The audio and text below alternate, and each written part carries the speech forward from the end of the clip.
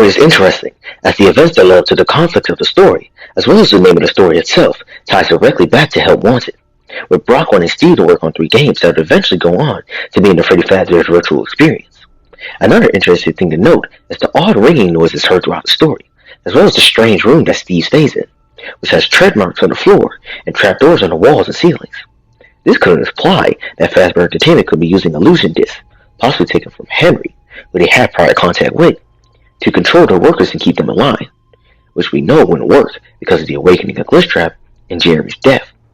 It could also be possible that they are testing these illusion discs on their workers, seeing the effects that the discs have on people.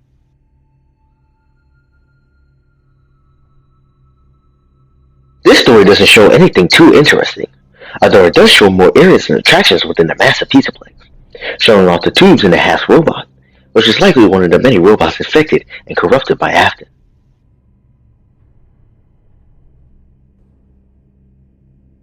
This is the weirdest story in the book, as the events could be used to explain Gregbot, although the creation of B7 is different, and Gregory acts completely different than Billy.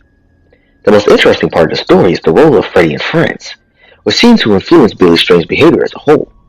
Since we know the show is corrupted by the Glitchtrap virus, it could have some kind of negative brainwashing effects on children,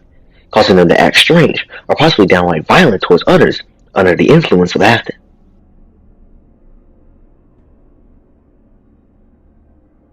The epilogue picks up exactly where the last epilogue left off, with the group's team going to investigate and finding the dead workers inside the pizzeria. The incident when they abandoned Freddy Fazbear's Pizza Place seems to be well known, or at the very least to the teens, further stating the Pizzaplex's reputation, even before it was fully constructed and open for business.